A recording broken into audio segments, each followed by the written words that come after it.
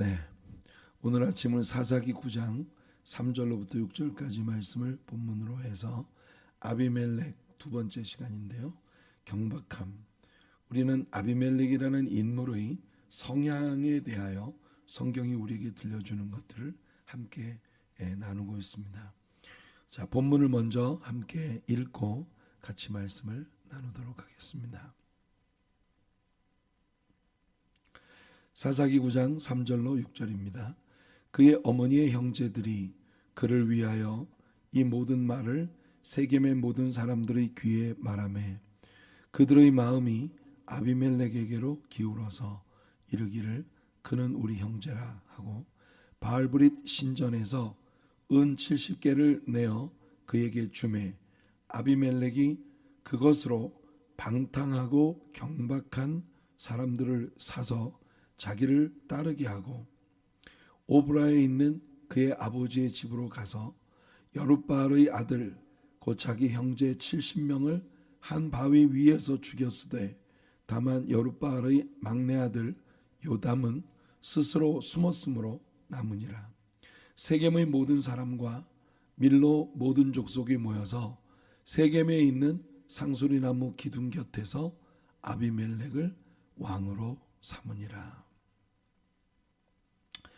자, 우리는 어제 아비멜렉이 자기 어머니의 고향인 세겜 땅으로 가서 자기 어머니의 그 친척들을 불러놓고 그들에게 여룻바알의 아들 70명이 다 왕이 되어 너희를 통치하는 게 좋겠느냐, 아니면 나 아비멜렉 한 사람이 너희들을 통치하면 좋겠느냐, 내가 너희들의 골육이라는 걸 잊지 마라, 이렇게 이야기를 하는 장면을 우리가 보았습니다. 그렇게 해서 이 세겜 땅의 사람들의 마음을 매수하는 그런 장면을 우리가 보았습니다. 아비멜렉은 이 자기 아버지 기드온은 나는 왕이 되지 않겠다, 내 아들들도 너희를 다스리지 않을 것이다, 이스라엘의 하나님은 오직 여호와 하나님 한 분뿐이시고 오직 하나님이 너희를 다스리실 것이다, 이렇게 말은 했지만 약간 그 왕보다 더한 그런 삶의 모습을 보여주고 그의 인생이 끝났습니다. 기드온이 죽자 이 아비멜렉이라고 하는 자가 일어나서 정말 그 시대에 이스라엘 사람들의 마음속에 오늘날 우리들에게 이런 어려움이 있는 건 전부 이스라엘의 왕이 없기 때문이다 라고 하는 곳으로 마음이 흐르고 있는 이스라엘 사람들의 마음을 틈타서 자기가 왕이 되고자 하는 그런 일을 이제 꾸미고 있는 겁니다. 어제 우리는 아비멜렉이라는 사람이 아주 탐욕으로 가득한 그런 인물이었다는 것을 우리가 어제 말씀을 통해서 같이 나눈 바 있습니다. 오늘 우리는 이 아비멜렉이 아주 복잡한 다양한 몇 가지 성향들을 보이는 그런 장면들을 보게 될 텐데요. 우선 이 아비멜렉이 우상 숭배, 잠시만요, 죄송합니다. 네, 우상 숭배에 아주 연루되어 있는 그런 인물이었다는 걸 우리가 발견합니다. 이 세겜 땅에 있는 그의 그 골육들이 바알 신전에서 바알 브릿에게 바쳐졌던 그런 그 돈 가운데 은을 이 가져다가 70개를 이 아비멜렉에게 주니까 이 아비멜렉이 그 은 70개를 가지고 자기의 혁명을 지원할 용병을 이제 매수하는 용병을 사들이는 그런 광경을 우리들에게 보입니다. 자, 어제 우리가 함께 다뤘던 탐심도 십계명에 금지되어진 그런 죄목입니다만 오늘 우리가 보는 이 우상 숭배에 관한 이야기도 하나님께서 직접적으로 십계명 가운데에서 이제 금지하신 금지하신 그런 행위라는 걸 우리가 봅니다. 자, 출애굽기 20장 3절과 4절 십계명의 이 말씀을 직접 읽어드리지요. 너는 나 외에는 다른 신들을 내게 두지 말라. 나 외에 여호와 하나님 한 분 외에 다른 신들을 내게 두지 말라. 너를 위하여 새긴 우상을 만들지 말고 위로 하늘에 있는 것이나 아래로 땅에 있는 것이나 땅 아래 물속에 있는 것에 어떤 형상도 만들지 말며. 모세가 이 계명을 시내산에서 하나님께로부터 이 계명을 받을 때에 이스라엘 백성들은 애굽 땅에 있었고 그 이스라엘 백성들이 살고 있었던 애굽 땅의 애굽 사람들은 실질적으로 뱀이라든지 개구리라든지 이라든지 팔이라든지 우리가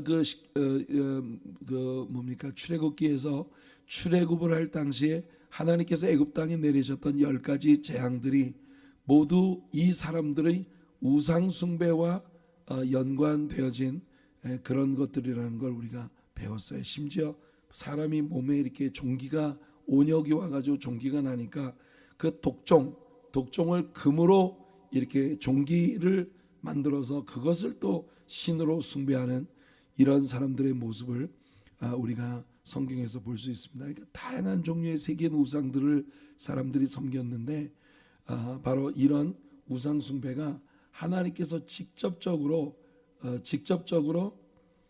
이제 금지하신 그와 같은 행위였다는 거니까 지금 이 아비멜렉에게서 나타나는 모든 일들이 하나같이 다 하나님의 계명에 정말 정면으로 그 배치되어지는 그런 일들을 이제 하고 있다는 걸 우리가 지금 눈여겨 보고 있는 거예요. 이게 끝이 아닙니다. 그가 자기 어머니의 고향인 세겜 땅으로부터 그의 정치적 행보 즉 캠페인을 시작을 하고 있는데요. 아비멜렉의 삶을 살펴보면 그가 시작을 하고 있는 이 시작점부터 그의 이 뇌리 속에 하나님에 대한 의식은 일체 없다는 걸 우리가 발견하게 됩니다. 진실로 참되시고 살아계신 한 분뿐이신 천지의 주제이신 하나님에 대해 이 아비멜렉이라는 인물은 일체의 흥미도 가지고 있지 않은 것이 분명합니다.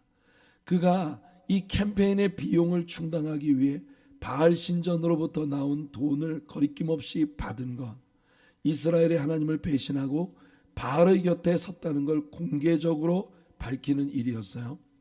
뿐만 아니라 이미 우리는 탐욕과 바알이 아비멜렉에게 우상이었고 그의 신이었다고 하는 걸 확인했는데 여기에다가 또 하나의 신이 그에게 존재하고 있다는 걸 아주 오늘 성경이 우리들에게 명백히 보여줍니다. 그게 뭐냐면 바로 권력이에요. 그는 이 권력을 거머쥐기 위하여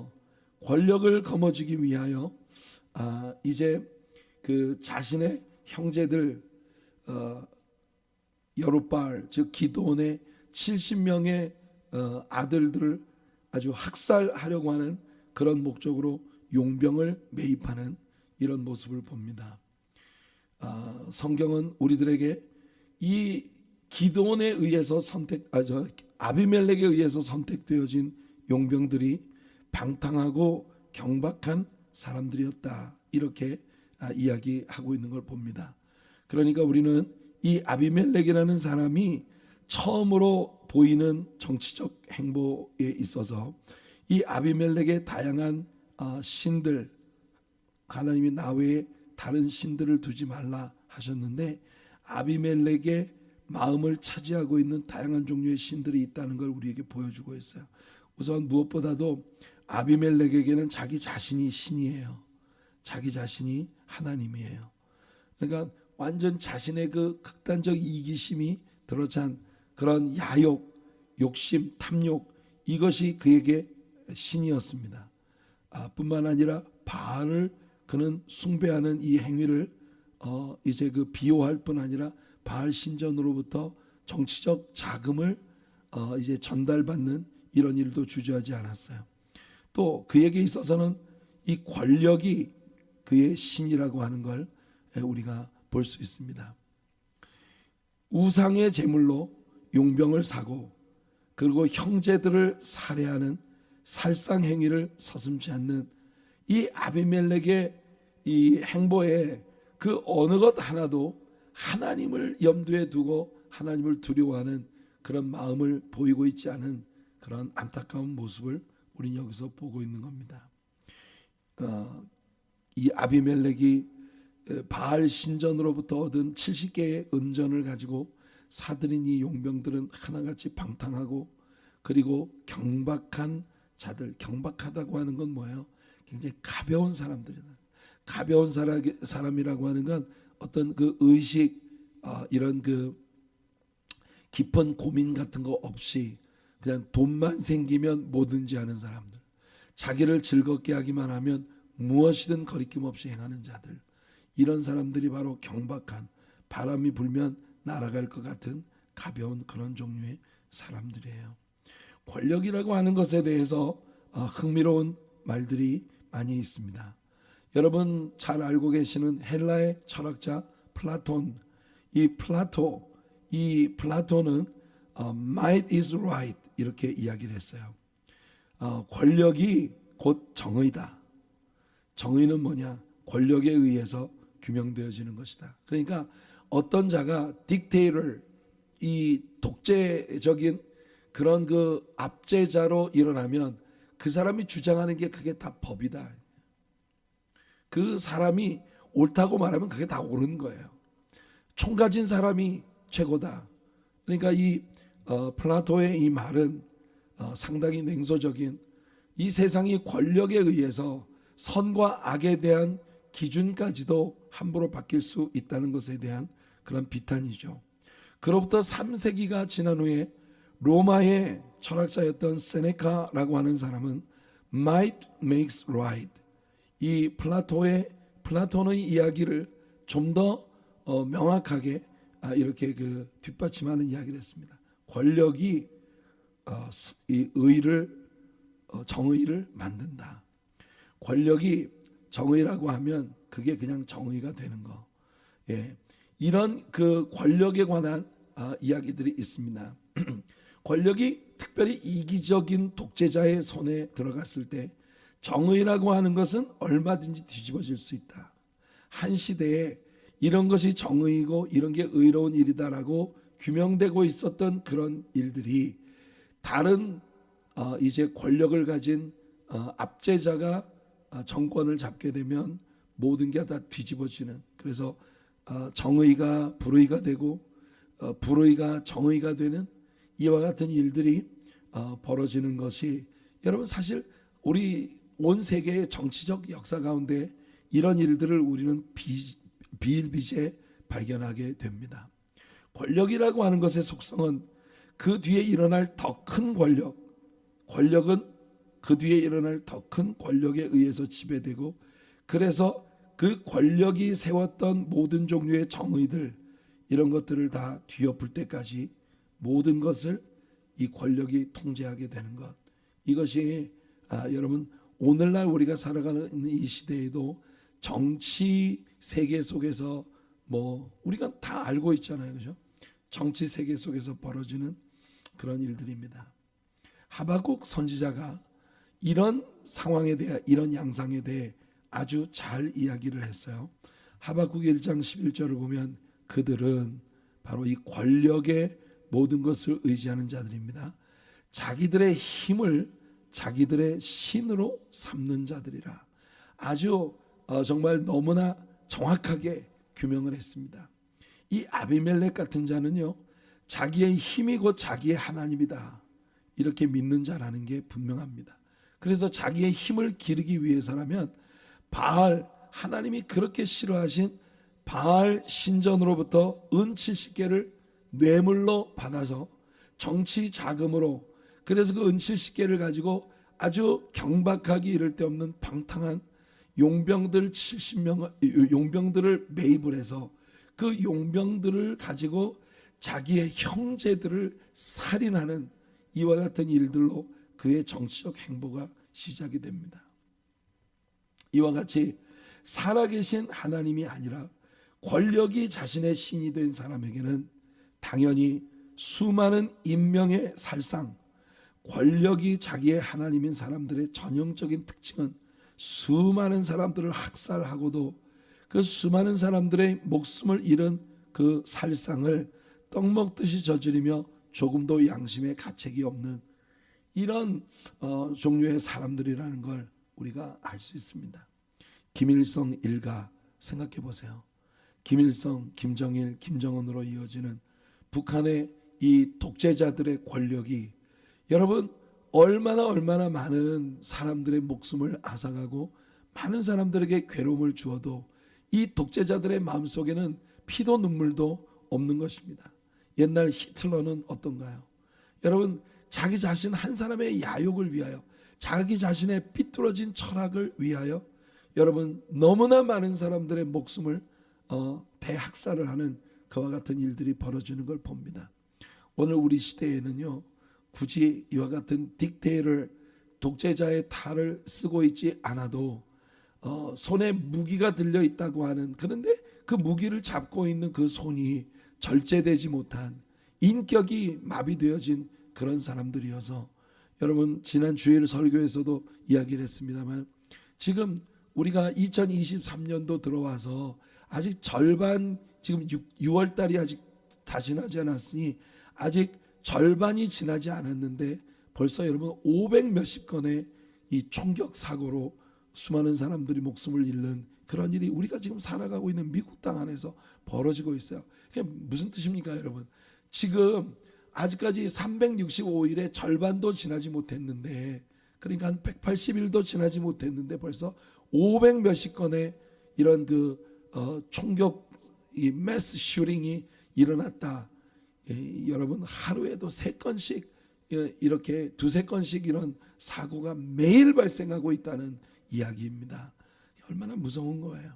여러분 이 권력이라고 하는 것이 올바르지 않은 사람의 손에 들어가게 되었을 때 그 사람이 만들어내는 추악하고 상상하기에도 정말 너무나 거리끼는 그런 이 아주 조금도 양심의 거리낌이 없는 그런 사람들의 세계를 우리는 보게 되는 것입니다. 오늘 본문 5절을 다시 볼게요. 본문 5절을 보면 오브라에 있는 그의 아버지의 집으로 가서 여룻바알이라는 말이 바알을 깨뜨리는 자, 바알과 싸우는 자, 바알이 더불어 싸우는 자, 그런 의미죠. 기드온의 이름입니다.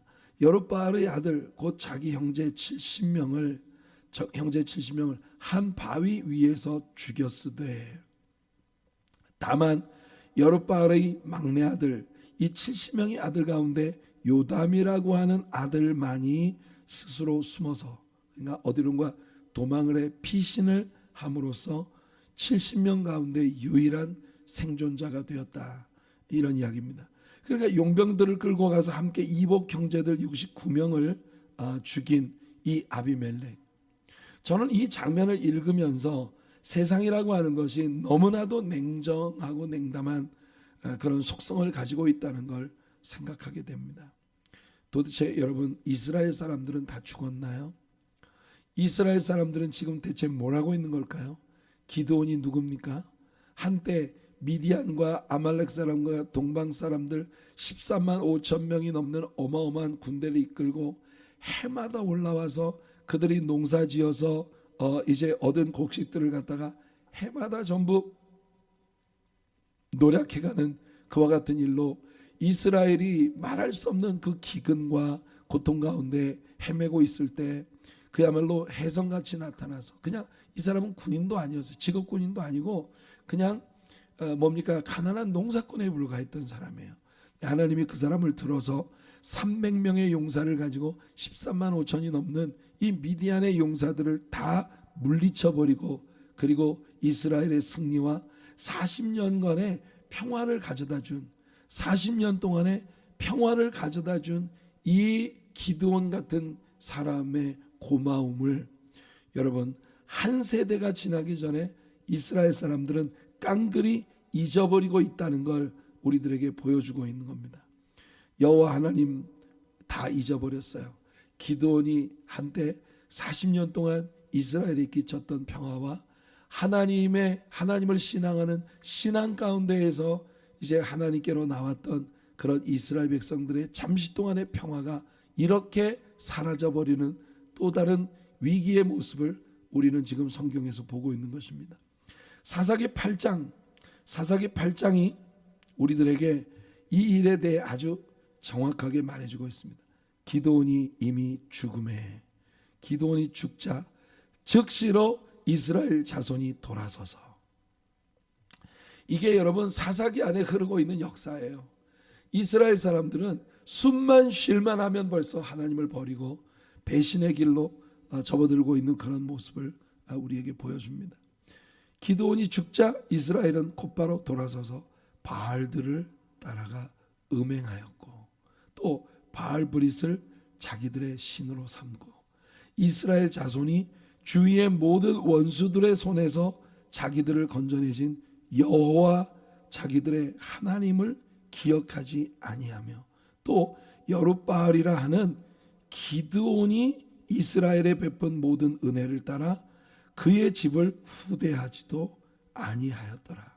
자, 여기 보면 이스라엘 사람들이 세 가지를 하루아침에 깡그리 잃어버린 모습을 우리에게 보여줍니다. 그들은 첫째로 이스라엘 자손이 하나님을 섬겨야 한다는 교훈을 벌써 잊어버렸고, 그래서 이스라엘 사람들이 바알들을 따르기 시작했다. 이게 첫 번째 현상이에요. 그러다 보니 여호와 그들의 하나님을 버렸어요. 하나님을 기억하지 않았어요. 하나님을 기억하지 않으니까 당연히 하나님께 붙들려 쓰임 받았던 기드온이라는 인물에 대한 기억조차 없습니다. 이게 인간이라는 존재예요.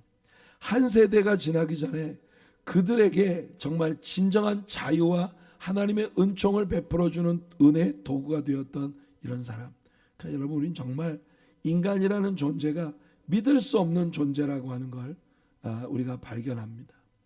이스라엘 백성들의 마음속에는 이미 이와 같은 우상 숭배라든지 또는 아비멜렉이 일어나 자신들의 은인이었던 기드온의 집안에 행하고 있는 살상행위, 이런 일에 개입할 만한 어떤 의로운 마음도 없고 또 정의로운 그 정의를 갖다가 이제 수행하기 위해서 이 위험을 감수할 수 있는 용기 같은 것도 없습니다. 그러니까 이스라엘 사람들에게는 어떤 의로움도 남아있지 않은, 어떻게 한 세대가 지나기 전에 하나님 앞에 그들이 이렇게 혼쭐이 나며 얻은 영적인 교훈을 이렇게 쉽게 잃어버릴 수 있는 것일까요? 이게 인간이라는 존재예요. 하박국 선지자가 다시 이와 같은 일을 잘 이야기합니다. 피로 성읍을 건설하며 불의로 성을 건축하는 자에게 화 있을진저. 우리는 머지않아 지금 이 아비멜렉이라는 자가 일어나서 첫째는 하나님을 부정하고 둘째는 자기 아버지 기드온이 하나님을 믿으면서 세운 그런 모든 업적들을 이 땅에서 완전히 지워버리고, 그리고 그 형제들을 살상하는 이런 무서운 살상 행위들, 이런 모든 것들로 그는 지금 권력을 장악하고 있는 겁니다. 이게 뭐예요? 여러분들, 혁명을 일으켜서 정권을 장악하는 그런 사람들, 어떤 이 세상에 악을 도모하여 뇌물을 주고 사람들을 매수해서 정의를 완전히 개념을 뒤바꿔 놓는 이와 같은 일들로 여러분들 불의한 일들을 행하며 그것으로 이 세상에서 권력을 장악한 자들은 자기가 행한 것과 동등한 방식으로 화를 입게 된다. 이게 여러분 성경이 우리들에게 하박국 선지자를 통해서 들려주고 있는 그런 정의입니다. 하나님은요 이렇게 죄악된 일로 권력을 장악한 자들에 대해 반드시 보수하시는 하나님이시라는 걸 우리들에게 보여줍니다. 물론 여러분, 우리가 이 세상을 살아가면서 지금 이 아비멜렉이 행하고 있는 모든 일들이 하나님의 계명에 정면으로 배치되는 일들이라는 걸 우리가 알아요. 그런데 우리가 이 사람에 대해 손가락질할 수 없는 건 사실은 아비멜렉이 드러내 보이고 있는 그런 모든 죄악된 성향을 우리들 모두가 우리들의 내면에 다 함께 가지고 있는 자들이라는 겁니다.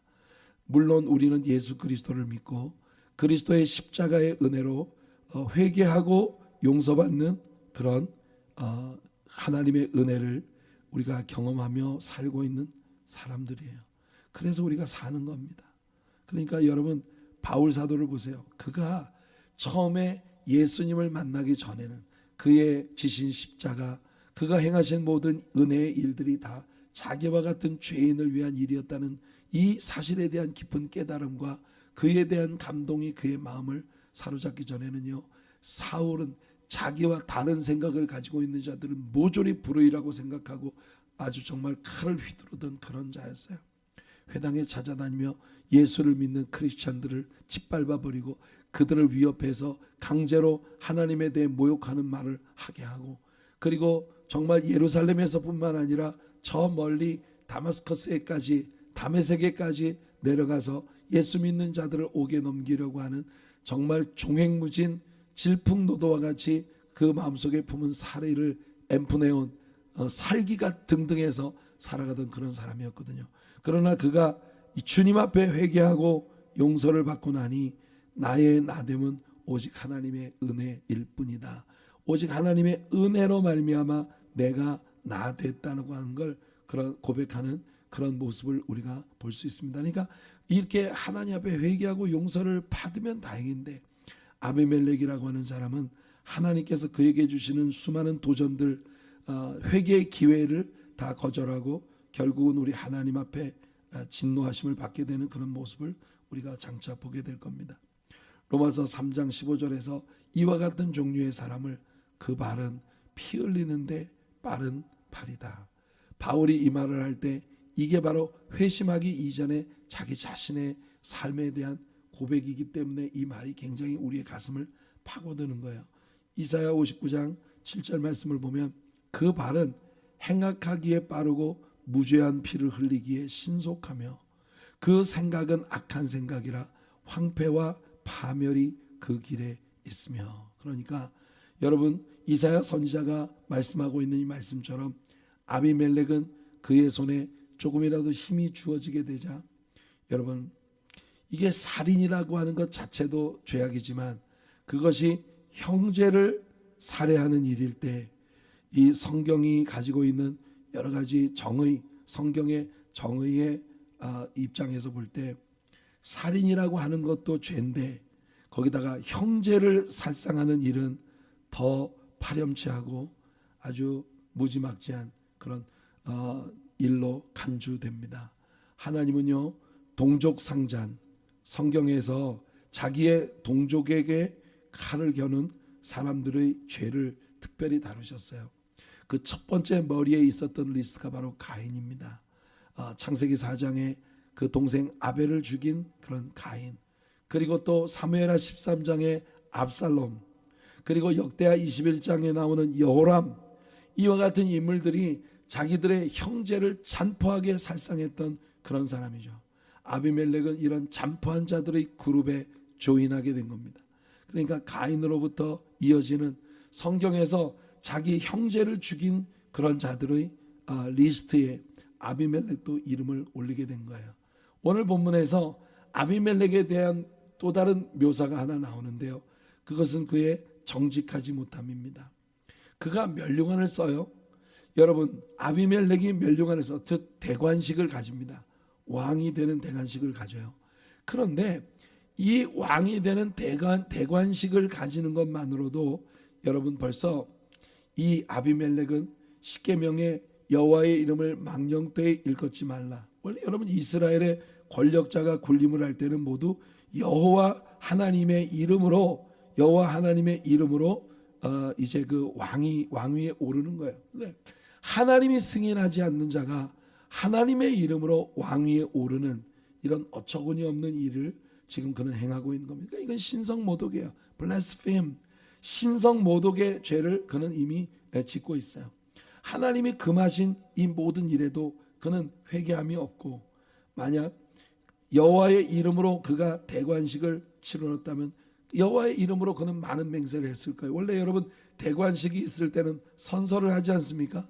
나에게 왕으로서의 이런 권력이 주어지게 될 때 내가 내 형제, 내 나라, 내 백성들을 사랑하고 그들을 지키고 아끼겠다고 하는 그런 맹세 가운데에서 대관식을 치르게 되는 거 아니겠어요? 결국 그는요, 그 입에서 나오는 말들이 다 거짓말이고 거짓 맹세, 그러니까 정직하지 못한 그런 우리는 아비멜렉의 성향을 보는 겁니다. dishonesty. 이것이 아비멜렉이라는 인물이 아주 그의 삶에 범벅으로 가지고 있었던 일, 그가 행하는 일들마다 그는요 정직하지 않았어요. 그의 대관식은 신성모독이었고 지킬 수 없는 많은 맹세들, 이것은요 하나님을 모독하는 그와 같은 일이었습니다. 그런데 여러분, 우리가 진짜 중요한 것 한 가지 있어요. 뭐냐? 역사는 우리에게 자신의 개인적인 유익이나 자신이 속한 정파의 이득만이 아닌 참으로 국가와 국민의 이익을 위해 충성을 맹세한 많은 사람들을 우리에게 보여줍니다만, 아비멜렉의 케이스는 오직 자기의 이익을 위해 모든 국민들을 곤경에 빠뜨리는 일을 눈 하나 깜짝하지 않고 행할 수 있는 독재자의 전형이었습니다. 그런 의미에서 최대한 엄숙하게 치르려 했었을 아비멜렉의 대관식은 그 자체가 코미디였고, 여호와께로부터 어떤 축복의 승인도 받지 못한 신성모독의 공허한 의식에 불과한 일이었다라고 하는 것을 우리는 보게 되는 겁니다. 이 세 왕이 여호와의 승인이 없었던 그런 신성모독의 대관식을 가진 이 장소가 상당히 흥미롭습니다. 사사기 9장 6절을 보니 오늘 본문에 세겜의 모든 사람과 밀로 모든 족속이 모여 세겜에 있는 상수리 나무 기둥 곁에서, 세겜에 있는 상수리 밭, 이것은요 우리들에게 상당히 새로운 표현입니다. 여기에서 아비멜렉은 왕이 됐어요. 이 신성모독의 꼭지점에 있는 이와 같은 일들이 세겜 땅 상수리 나무 기둥 아래 있었다. 아마도 이곳은 우리가 족장시대 때부터 우리 귀에 익숙했던 모래 상수리 나무, 이 모래 상수리 나무이거나 아니면 최소한 그 주변의 어떤 상수리 숲에서 벌어진 일이었을 것이다. 그렇다면 이 장면이 우리에게 기억하게 하는 게 뭡니까? 바로 아브라함의 이야기예요. 하나님께서 창세기 12장이 시작되면서 갈대아 우르로부터 아브라함을 불러냅니다. 아브라함아, 너는 너의 본토 친척 아비집을 떠나 내가 내게 지시할 땅으로 가라. 내가 내게 복을 줘 너를 창대케 하리니 너는 복이 될지라. 이렇게 하나님이 말씀하시며 아브라함을 축복하시고, 그 아브라함을 데리고 갈대아 우르에서 나와 하란에 머물던 아브라함을 남쪽으로 내려가라. 가나안 땅으로 인도해서 가나안 땅까지 왔습니다. 그리고 가나안 땅의 한복판에 세겜 땅 모래 상수리 나무에 이르게 되었을 때에, 그때 가나안 사람들이 그 땅에 거주하고 있었다고 말합니다. 여러분, 이때 가나안 사람들은요 족장 시대의 머리에 있었던 이 아브라함이라고 하는 인물에게 굉장히 호의적이었어요. 그래서 가나안 사람들, 그들의 호의 아래 아브라함이 그 땅에 정착할 수 있었습니다. 그랬기 때문에 그의 후손들이 그 땅을 우리 땅이라고 클레임할 수 있는 그런 빌미를 얻게 된 거예요. 이때 당시에 에스골이나 마므레 같은 이런 사람들이 이 상당히 아브라함에게 호의적인 친구가 되어주었던 가나안 사람들이죠. 그들이 거주하고 있었던 이 세겜 땅에 아브라함이 정착할 수 있었던 건 오로지 하나님의 은혜로 말미암은 것입니다. 여러분, 이스라엘이 가나안 땅에 들어갔을 때 그리심산과 에발산에 절반씩 나누어 올라간 제사장들이 율법을 낭송하며 그 바로 에발산과 그리심산 사이의 협곡, 거기에서 축복과 저주가 반포되고 아멘 아멘 하며 하나님의 뜻이 이루어질 거라고 순복하며 맹세했던 이스라엘 사람들의 그 거룩한 맹세의 장소도 바로 이곳입니다.